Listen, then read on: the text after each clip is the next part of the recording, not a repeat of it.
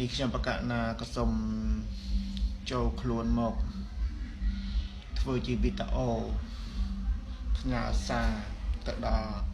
ជនរួមជាតិទាំងមូលថ្ងៃនេះផងដែរគឺជាថ្ងៃទី8រោចត្រូវថ្ងៃសិលអញ្ចឹងខ្ញុំប្រកាសណាសូមធ្វើជាសារដាស់តឿនក្រឹងរំលឹកថាសង្គ្រាមរវាងកម្ពុជានិងថៃនឹងផ្ទុះអាវុធដាក់គ្នានៅចុងខែ1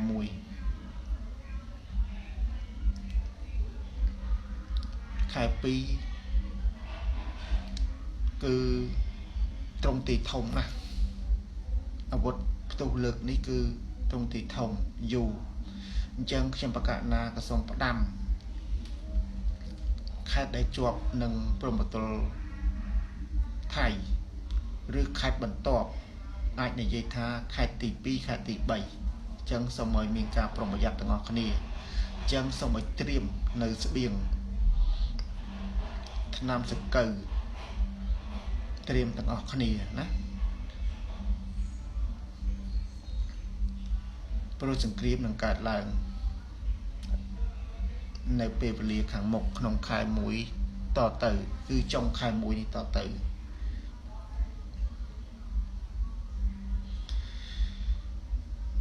ហើយពិភពលោកនេះនឹងទទួលរងនឹងការវាយប្រហារពីធម្មជាតិសង្គ្រាម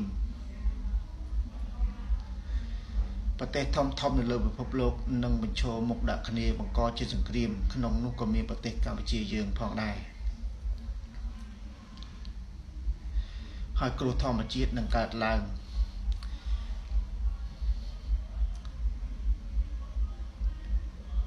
គ្រោះរំជួយដីខ្យល់ព្យុះផ្ទុះភ្នំភ្លើងអាគីឆាបឆេះគ្រប់ទីកន្លែង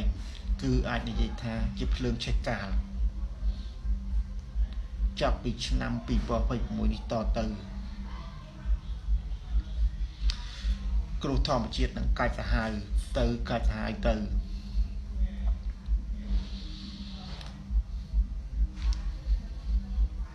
អាចនិយាយថា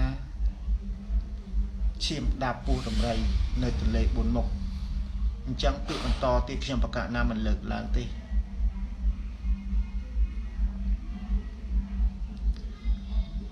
ព្រោះអីជាភ្លើងឆេះកាល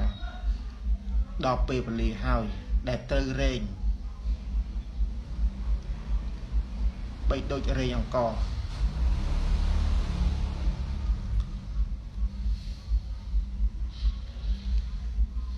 អញ្ចឹងថ្ងៃនេះខ្ញុំប្រកាសណាលើកឡើងនេះគឺលើកឡើងពីបញ្ហាសង្គ្រាមរវាងខ្មែរថៃដែលនឹងត្រូវផ្ទុះឡើងចុងខែ1ខែ2ហើយសង្គ្រាមនេះអាចអូសរំលាយទៅដល់ចូលឆ្នាំ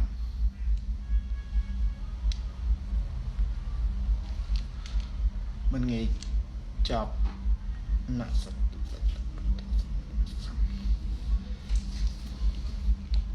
អញ្ចឹងខ្ញុំប្រកាសណាក៏សូមផ្ដាំទៀតសូមឲ្យ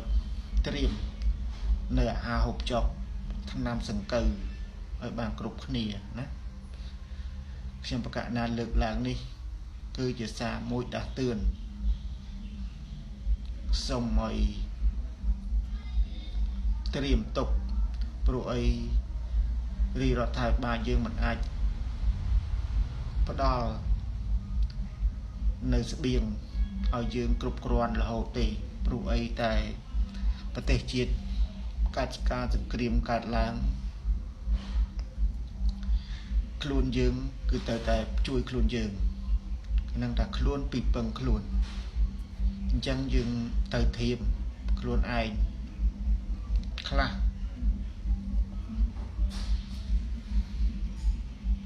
ប្រតិកម្មលើកនេះ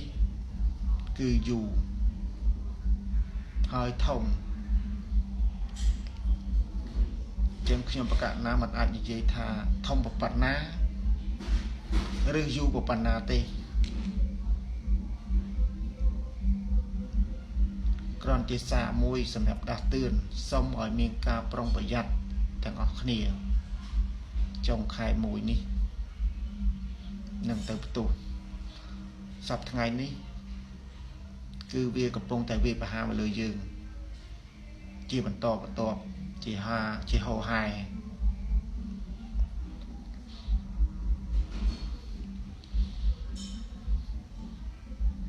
អញ្ចឹងសារមួយនេះខ្ញុំប្រកាសណាសូមនិយាយតែប៉ុណ្្នឹងទេសូមផ្ដាំតែប៉ុណ្្នឹងគឺផ្ដាំហើយផ្ដាំទៀតសូមឲ្យត្រៀម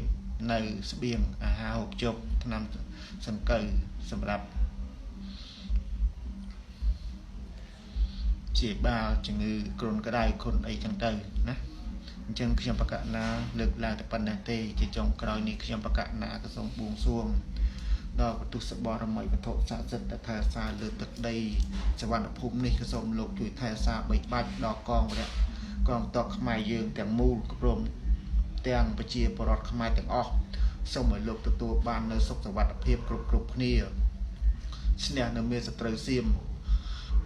សូមឲ្យទុសបរមីវត្ថុស័ក្តិសិទ្ធិទាំងបរកកងទ័ពទាំងអស់ព្រមទាំងពុព្វកព្រមទាំងពុព្វបរោះខ្មែរដែលលោកថែរក្សាទឹកដីមួយនេះក៏សូមលោកជួយកម្ចាត់កម្ចាយនៅសត្រូវសៀមឲ្យវិរុទ្ធបាក់ខ្លោបខ្លាចដោយអំណាចនៃបុណ្យបារមីដូនតាខ្មែរក៏សូមលោកជួយថែរក្សាជួយបិទជួយបាំងការពារណាដល់កងទ័ពខ្មែរយើងក៏ដូចជាប្រជាពលរដ្ឋខ្មែរទាំងអស់សូមព្រះជះបរមីព្រះបារមីព្រះមនីអេសីព្រះមនីអេសូព្រមទាំងម្ចាស់ទឹកម្ចាស់ដីព្រមទាំងរុក្ខទេវតារៈទេវតាអាកាសទេវតាភូមិទេវតាបារមីតូចបារមីធំបារមីថែរក្សាទឹកបារមីថែរក្សាដីសូមលេចកោះនឹងគុណនៃធាតុទាំង4មានទឹកដីភ្លើងខ្យល់ក៏សូមលោកជួយកម្ចាត់កម្ចាយរាល់អំពើសៀមដែលបានវាយប្រហារលើទឹកដីខ្មែរនេះសូមឲ្យបកត្រឡប់ទៅវិញសូមឲ្យភាពក្តៅក្រហាយនេះបកត្រឡប់ទៅលើប្រទេសសៀមវិញអញ្ចឹងសូមឲ្យប្រទេសសៀមវានឹងវិនិច្ឆ័យហិនហោចទៅវិញវាបានធ្វើបាបប្រជាពលរដ្ឋខ្មែរយ៉ាងណាសូមឲ្យវាវិនិច្ឆ័យទ្វេដង